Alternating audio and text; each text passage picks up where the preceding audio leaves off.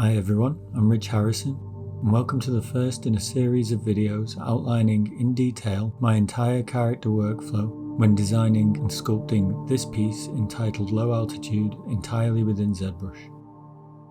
Along the way we'll look at the organic and hard surface techniques I've learned in my years as a character and visual effects artist, some conventional industry standard techniques, and some I've tweaked to establish some unconventional methods of my own. I'll be looking at some of the main rules of anatomy sculpture, proportion and gesture, and where we can break those rules to create works that fit your individual artistic expression. Some of the more bespoke sides of the process we'll look at in a more familiar tutorial format. But my intention for this series, instead of giving a step-by-step beginner's guide to Zbrush, I want to focus more on the fundamentals of character design, and so there should be something in it for everyone, no matter what sculpting software you use. Also, if you get something useful out of it, feel free to like and subscribe. So without further ado, let's crack on with part 1, blocking out our character. Okay, so most of the time I like to start with a simple polymesh sphere, as opposed to Z spheres or dynameshing out the form. I do love those methods, but find this way to give me a lot more accuracy early on. Now I'll begin by using the move brush at varying sizes along with the smooth brush to block out a rough head shape. I think it's really important to keep the draw size in mind for pretty much every brush, so you'll see me changing it quite a lot. And then using the clip curve brush to cut away some planes for the temple. You can do this by selecting the clip curve brush in the brush palette and then holding Ctrl or Command and Shift to draw that line out, and then it'll flatten everything to that line. Then while still in edit mode, pressing the W, E or R key to bring up the gizmo, and then holding Ctrl while you move it in any planar direction, you'll create a duplicate while the previous shapes are automatically masked. I'll do this to create a vertical line of 3 additional heads to give us a rough torso length. Then I'll mask out the first duplicate head, and using the move brush again, I'll create a rib cage. This is a technique adapted from Rodolfo Fanti's The Art of Sculpture series. All I really know at this point is I want this to be a female character with a sci-fi theme. But at this point the methods would be the same for a male character, only with a slightly larger rib cage. Next I'll take the second sphere we duplicated and adjust it accordingly. This will be our abdomen region, filling in the space between the ribs and the pelvis, using references to create the arc of the spine.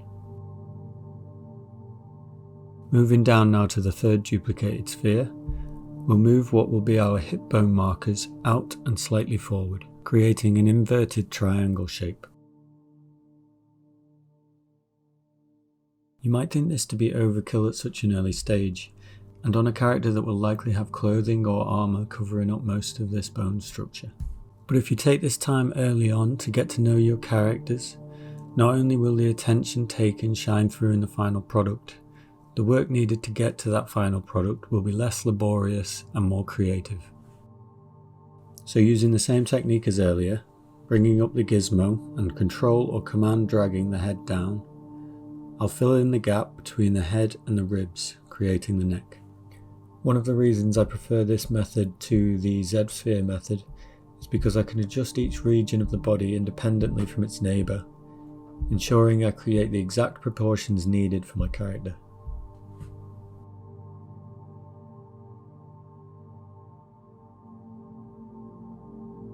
I'll then take the damn standard brush and begin doing some rough markings. The arch of the bottom ribs usually meet the sternum or breastbone, just below halfway down the overall length of the rib cage. Once I've got the marking in, I can use the move brush to adjust. I'm really only using 4 or 5 of the major brush types at this stage. There's really no need to use too many when blocking out. I'll then take the clay brush with a square alpha and carve into the underside of the rib cage. Using my references, I'll carry on adjusting, keeping in mind any stylistic changes to proportion you may want to make. At this point, I know I want this to be a semi-realistic female figure, and so I'm keeping as close to my references as I can. A great book for anatomy referencing, and one I've had with me for years, is Anatomy for Sculptors by Uldis Sarins and Sandis Kondrats. Also, a great free application for both Windows and Macs is PureRef. I'll link to both in the description below. But as far as referencing goes, as much as you possibly can have up while you're sculpting is always going to give you a better insight, and so Pinterest and Google image search are also incredibly powerful tools. So I'm just using the move brush to ensure I have the angle of the bottom ribs right before I move on to the rest of the body, remembering to adjust the draw size accordingly. Remember, because of the polymesh sphere technique we've used, all of these proportions and shapes are adjustable all the way to the end of this part. We will be dynameshing the final block out together, but not until we've ensured it's exactly how we want it. I'll then take a standard Insert Multi-Mesh or IMM primitives brush and drag out a sphere where the ball joint for the thigh bone would be. I'm not thinking about pose at this point, merely proportion. I want to keep some stylization to the legs, so I'm not continuing the head measurement system like we did for the torso. I'm simply eyeballing it until it looks right. From the side, I'll angle the legs back slightly and use the inflate brush to add mass. I'll then adjust the upper thighs so that there is a bulge outwards in line with the crotch or the base of the pelvis shape. Then, using the Insert Multi-Mesh sphere again, on the back of the pelvis I'll draw out some glutes. We can then use the gizmo tool to move both glutes independently of one another to position them correctly. Then it's back to the move brush for further adjustments, using our references to make sure we position them correctly above the outer thigh fat deposit that we lined up to the base of the pelvis.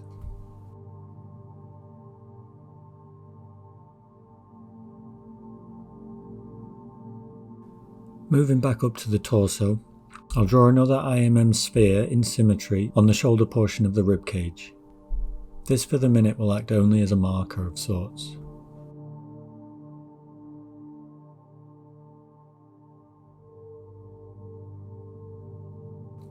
Leaving them like that for the moment, I'll draw out two smaller spheres at the base of the neck and stretch them out on the x-axis. These will become our clavicle markers. I'll then rotate them slightly on the y-axis and use the move brush to adjust them to my reference. These bones are essential for raising and lowering your shoulder, and so they go all the way back to the top of the shoulder itself. Temporarily splitting the head off into a separate subtool by masking everything but the head and clicking the Split Unmask Points tool in the subtool palette allows me to define the bow-like shape of the clavicle.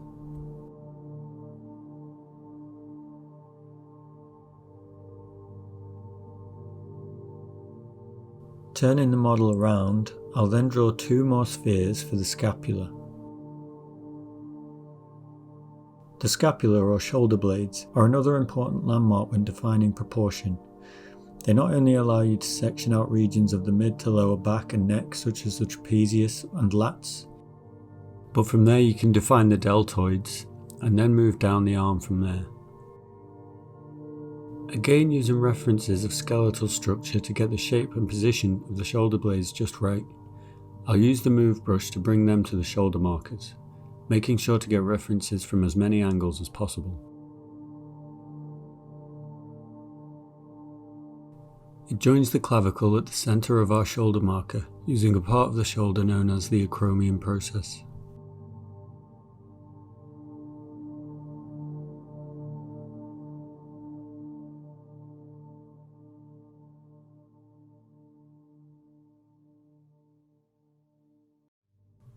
Next, the arms. I'll draw an IMM sphere on the underside of the shoulder markers and extend them down to just below the line of the lower ribs.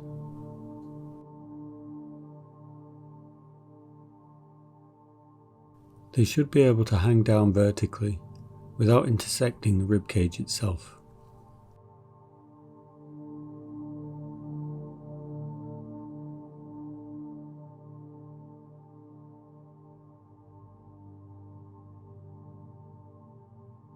Once in position, I'll use the inflate brush with a large draw size to add mass to the upper arms,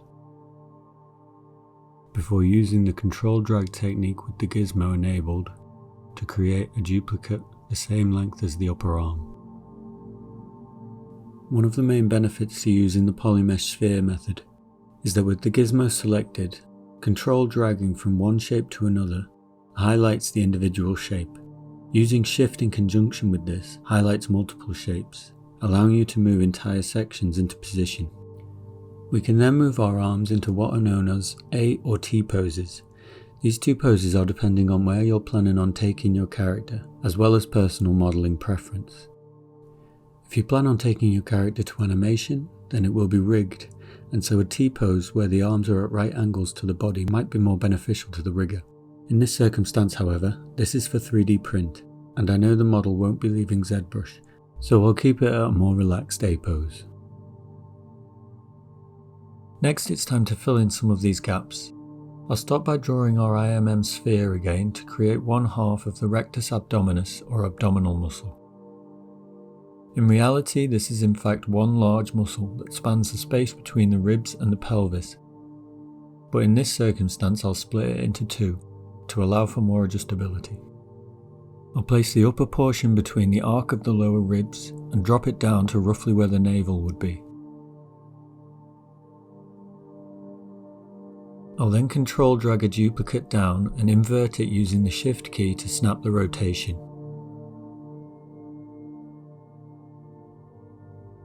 Then highlighting both the abdominal segments together, I'll use the move brush to adjust them both simultaneously.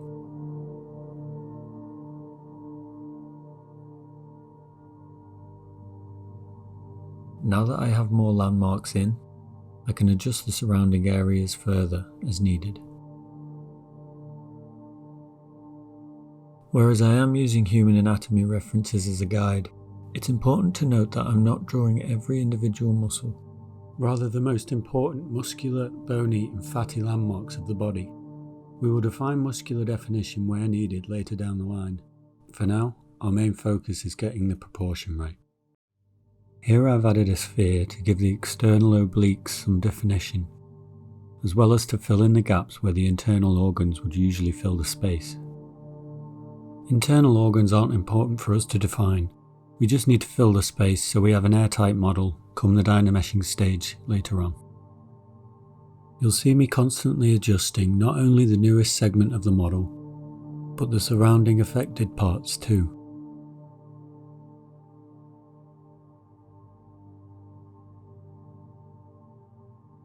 Here I control drag the lower portion of the abdomen down to the crotch to define the pubic arch.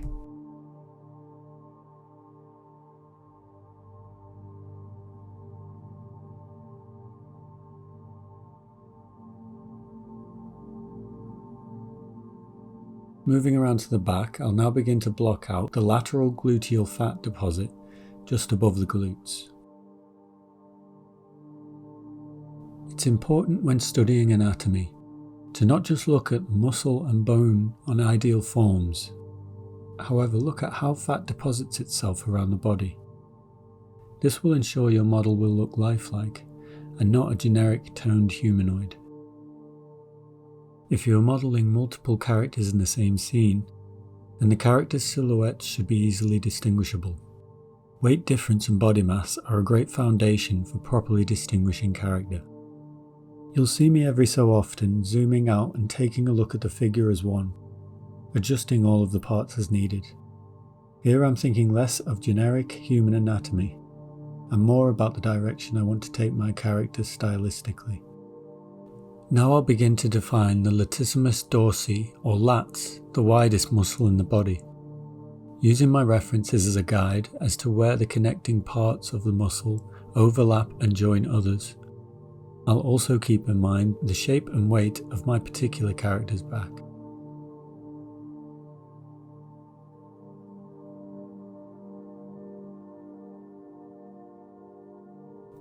At this point, where stylization may come into play a bit more, I can place in spheres that serve to make a more fitting shape and aren't necessarily anatomically accurate. It comes with practice to know when and where these rules can be bent, and it depends how stylized your character might be. But a good rule of thumb would be to focus on getting the main areas of muscle and fat right first, then adjusting later down the line to fit your character's particular aesthetic.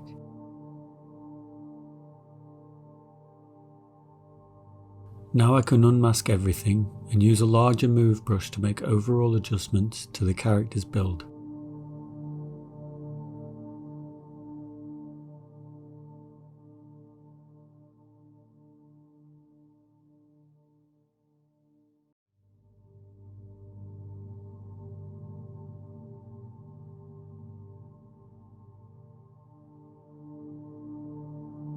After nudging the arms into a better position, the shoulder markers from earlier come into play. Using the move brush, we'll pull them out over the upper arm and down to the central point between what would be the upper bicep and tricep.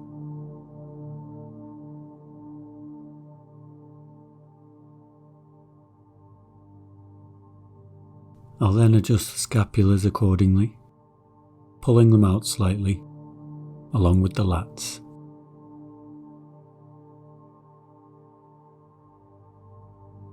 Remember not to adjust the scapula without then revising the length and position of the clavicle, as the two are connected. From all angles, we can then adjust the deltoids created from our arm markers until they fit correctly between the two. The clavicle should sit neatly on top of the pectorals and the deltoids and shouldn't be covered up by either.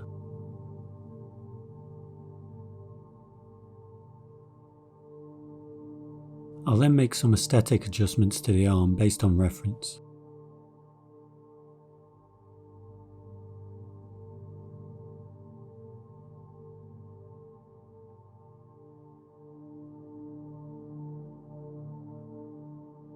With two new IMM spheres, I'll create markers that will represent the unflexed biceps of the A pose.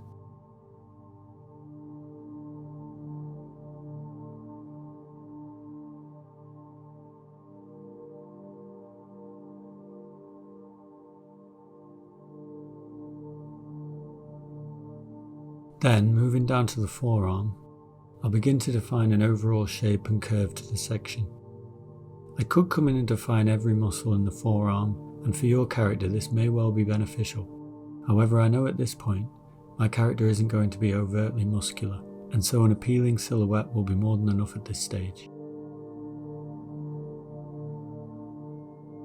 Using a large move brush in conjunction with smooth and inflate, I'll create a slightly stylized upward curve to the forearm, then finalize the shape by using the clip curve to flatten the area where the hand will be attached later. After this, I'll add in some elbows and shape them accordingly. Next are the breasts, and much like the glutes, I'll drag out two spheres and use the gizmo to move both into position independently, around halfway in between the clavicle and the base of the rib cage, but this depends entirely on your character.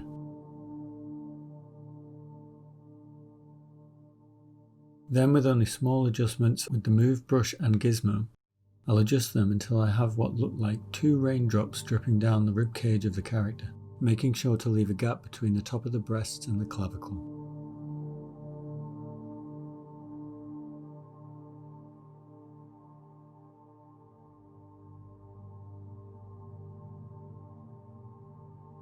The final major region of our figure is the lower legs, and much like the forearms, I'll drag out duplicates of the upper leg and smooth them out and elongate them slightly until they have slightly less mass.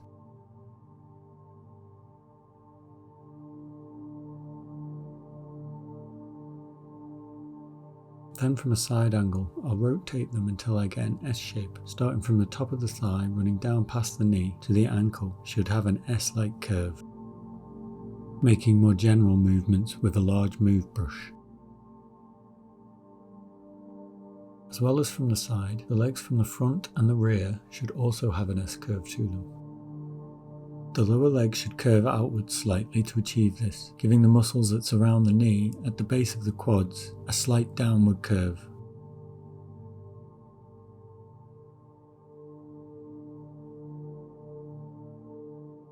At this point, when we have all of the major landmarks of the body created, it's really up to you when you call the blockout done. Bear in mind that we are yet to fully begin sculpting. All we've been doing so far is creating a solid foundation, on top of which we can explore our character in a more creative way. With that, I'd like to thank you for joining me for part 1 of sculpting and 3D printing a sci-fi statue. I look forward to seeing you in part 2, where we'll use insert multi-meshes to attach the hands and feet. We'll begin sculpting the head, and we'll explore an initial pose for our character.